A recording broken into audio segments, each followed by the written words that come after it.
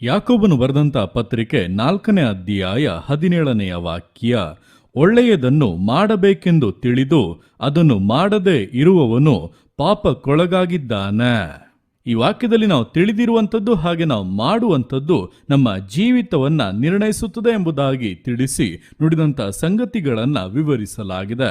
ನೋಡುವಂಥ ಸಮಯದಲ್ಲಿ ಸ್ಪಷ್ಟವಾಗಿ ಹೇಳಲ್ಪಟ್ಟಿದೆ, ಒಳ್ಳೆಯದನ್ನು ಮಾಡಬೇಕೆಂದು ತಿಳಿದು ಅದನ್ನು ಮಾಡದೇ ಇರುವವನು ಪಾಪಕ್ಕೊಳಗಾಗಿದ್ದಾನೆ ಎಂಬುದಾಗಿ. ಅಂದರೆ ಮೊದಲನೆಯದಾಗಿ ಒಳ್ಳೆಯದನ್ನ ಮಾಡಬೇಕೆಂಬಂತ ತಿಳುವಳಿಕೆ ನಮ್ಮಲ್ಲಿ ಬೇಕು. ಅಂದರೆ ಏನನ್ನ ಮಾಡಬೇಕು, ಏನನ್ನ ಮಾಡಬಾರದು, ಯಾವುದು ಒಳ್ಳೆಯದು, ಯಾವುದು ಕೆಟ್ಟದ್ದು, ಯಾವುದು ದೇವರಿಗೆ ಅನುಗುಣವಾದ್ದು, ಯಾವುದು ದೇವರಿಗೆ ವಿರೋಧವಾದ, ಇದೆಲ್ಲದರ ಸ್ಪಷ್ಟವಾದಂಥ ಅರಿವು ನಮಗೆ ಇರುವಾಗಲೇ ಆ ಕಾರ್ಯವನ್ನ ಮಾಡಬೇಕೆಂಬಂತ ಒಂದು ತಿಳುವಳಿಕೆಯು ನಮ್ಮಲ್ಲಿ ಬರುವಂಥದ್ದು.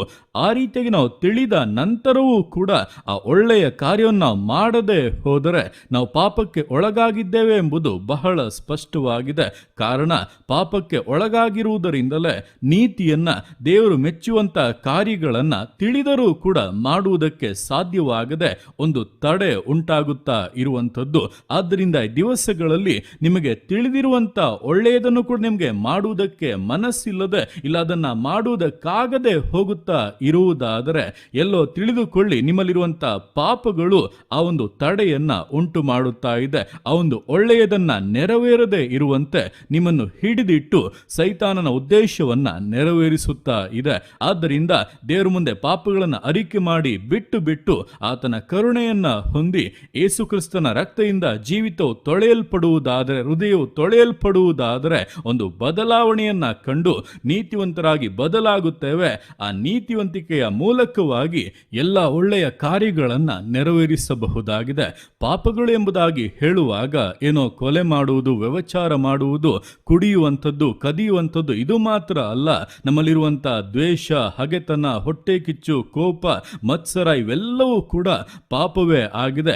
ಇಂತಹ ಪಾಪಗಳು ನಮ್ಮಲ್ಲಿ ಇರುವಾಗ ಅದು ಒಳ್ಳೆಯದನ್ನ ಮಾಡುವುದರಿಂದ ನಮ್ಮನ್ನು ತಡೆದು ಬಿಡುತ್ತದೆ. ಯೋಚಿಸಿ, ಮತ್ಸರ ಇರುವಂತ ಒಬ್ಬರು, ಹೊಟ್ಟೆ ಕಿಚ್ಚಿರುವಂತ ಒಬ್ಬರು ಮತ್ತೊಬ್ಬರಿಗೆ ಏನಾದರೂ ಮಾಡುವುದಕ್ಕೆ ಸಾಧ್ಯವೇ ಇಲ್ಲ. ಆ ಒಂದು ಪಾಪವು ಆ ಒಳ್ಳೆಯದನ್ನ ಮಾಡುವುದರಿಂದ ಅವರನ್ನು ತಡೆದು ಬಿಡುತ್ತದೆ. ಆದ್ದರಿಂದ ಪಾಪ ಎಂಬುದಾಗಿ ಹೇಳುವಾಗ ಯಾವುದು ದೇವರ ಸ್ವಭಾವ ಅಲ್ಲವೋ ಅದು ಎಲ್ಲವೂ ಕೂಡ ಪಾಪವೇ ಆಗಿದೆ. ಅದು ನಮ್ಮ ಜೀವಿತವನ್ನ ಒಳ್ಳೆಯದನ್ನು ಮಾಡುವುದರಿಂದ, ಒಳ್ಳೆಯ ಪ್ರತಿಫಲಗಳನ್ನ ಹೊಂದುವುದರಿಂದ ತಡೆದು ಬಿಡುತ್ತದೆ, ವಂಚಿಸಿ ಬಿಡುತ್ತದೆ ಎಂಬುದನ್ನ ಅರಿತವರಾಗಿ ಒಳ್ಳೆಯದನ್ನ ಮಾಡಬೇಕಂದರೆ, ಒಳ್ಳೆಯ ಪ್ರತಿಫಲಗಳನ್ನ ಹೊಂದಬೇಕಂದರೆ ಮೊದಲನೆಯದಾಗಿ ನಮ್ಮಲ್ಲಿರುವಂತಹ ಪಾಪಗಳು ನೀಗಿ ನಾವು ಪರಿಶುದ್ಧರಾಗಬೇಕು, ಕ್ರಿಸ್ತನೊಟ್ಟಿಗೆ ನಾವು ಜೀವಿಸಬೇಕು, ಆತನ ಸ್ವಭಾವಗಳಲ್ಲಿ ನಾವು ತುಂಬಿದವರಾಗಿ ಇರಬೇಕೆಂಬುದನ್ನು ತಿಳಿದು ಯೇಸು ಕ್ರಿಸ್ತನ ಸ್ವಭಾವಗಳನ್ನ ಧರಿಸಿಕೊಂಡು ಪರಿಶುದ್ಧಾತ್ಮನಿಂದ ಉಂಟಾಗುವಂತ ಫಲವನ್ನ ಪೂರ್ಣವಾಗಿ ಹೊಂದಿದವರಾಗಿ ಅದರಲ್ಲಿ ಜೀವಿಸುತ್ತಾ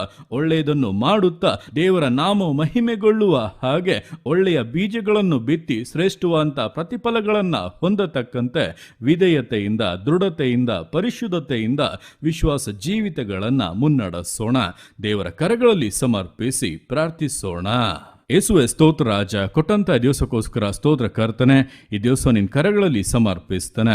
ಪ್ರತಿಯೊಂದು ಜೀವಿತಗಳನ್ನು ನೀನು ಆಳ್ವಿಕೆ ಮಾಡು, ಬಲಪಡಿಸು ಕರ್ತನೆ.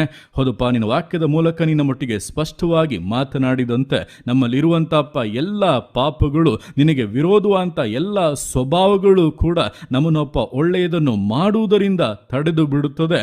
ಒಳ್ಳೆಯದನ್ನ ಮಾಡುವುದಕ್ಕಾಗದಂತೆ ನಮ್ಮನ್ನ ಪಾಪದಲ್ಲಿಯೇ ಮುಳುಗಿಸಿ ಬಿಡುತ್ತದೆ. ಅದನ್ನ ತಿಳಿದೋಪ್ಪ ಎಲ್ಲ ಪಾಪದ ಕ್ರಿಯೆಗಳ, ಪಾಪದ ಸ್ವಭಾವಗಳನ್ನ, ಪಾಪದ ಗುಣಗಳನ್ನ, ಆ ಜನ್ಮ ಸ್ವಭಾವಗಳನ್ನ ಜಾಡಿಸಿಬಿಟ್ಟು ಕ್ರಿಸ್ತನ ಸ್ವಭಾವವನ್ನು ಧರಿಸಿಕೊಂಡವರಾಗಿ ಪರಿಶುದ್ಧಾತ್ಮನ ಫಲವು ನಮ್ಮಲ್ಲಿ ಪರಿಪೂರ್ಣಗೊಳ್ಳುವಂತ ಜೀವಿತವನ್ನ ಜೀವಿಸುವುದಕ್ಕೆ ಒಬ್ಬೊಬ್ಬರಿಗೂ ಸಹಾಯ ಮಾಡು. ಅದಕ್ಕೋಸ್ಕರಪ್ಪ ಈ ಸಮಯದಲ್ಲಿ ಪಾಪಗಳಿಂದ ಬಿಡುಗಡೆ ಬೇಕೆಂಬುದಾಗಿ ಯಾರ್ಯಾರಪ್ಪ ನಿನ್ನ ಮುಂದೆ ಒಪ್ಪಿಸಿಕೊಟ್ಟು ಪ್ರಾರ್ಥಿಸ್ತಾ ಇದ್ದಾರೋ ಅವರಿಗೆ ಅಪ್ಪ ನಿನ್ನ ಬಿಡುಗಡೆಯನ್ನು ಕೊಡಬೇಕಾಗಿ ಪ್ರಾರ್ಥಿಸ್ತಾ ಇದ್ದೇನೆ. ಯೇಸುವಿನ ನಾಮದಲ್ಲಿ ಪರಿಪೂರ್ಣವಾದಂತ ಸ್ವತಂತ್ರ ಉಂಟಾಗಲಿ. ಜೀವಿತಗಳಲ್ಲಿ ಯೇಸುವಿನ ರಕ್ತವು ಪ್ರೋಚಿಸಲ್ಪಡಲಿ. ಎಲ್ಲ ದಾಸತ್ವಗಳು, ಎಲ್ಲ ಇಚ್ಛೆಯ ಕಾರ್ಯಗಳು, ಎಲ್ಲ ಮದ್ಯಪಾನ, ಧೂಮಪಾನ, ಮಾದಕ ವಸ್ತುಗಳ ಆ ಬಂಧನಗಳು ನೀಗಿ ಹೋಗಲಿ ಯೇಸುವಿನ ನಾಮದಲ್ಲಿ. ವ್ಯಭಿಚಾರದ ಶಕ್ತಿಗಳು ತೊಲಗಲಿ ಯೇಸುವಿನ ನಾಮದಲ್ಲಿ. ಬಿಡುಗಡೆ ಉಂಟಾಗಲಿ. ಅದ್ಭುತವಾದಂಥ ಸೌಖ್ಯವು, ಆರೋಗ್ಯವು, ಅದ್ಭುತವಾದಂಥ ಜಯವು ಜೀವಿತಗಳಿಗೆ ಅನುಗ್ರಹಿಸಲ್ಪಡಲಿ. ಅಪ್ಪ, ನಿನ್ನ ಮಕ್ಕಳು ಒಳ್ಳೆಯ ಬೀಜಗಳನ್ನು ಬಿತ್ತುವವರಾಗಿ, ಒಳ್ಳೆಯ ಪ್ರತಿಫಲಗಳನ್ನು ಕೊಯ್ಯುವವರಾಗಿ, ನಿನ್ನ ನಾಮದ ಮಹಿಮೆಯನ್ನು ಎತ್ತಿ ಹಿಡಿಯುವ ಹಾಗೆ ಈ ದಿವಸಗಳು ಬದಲಾಗಲಿ.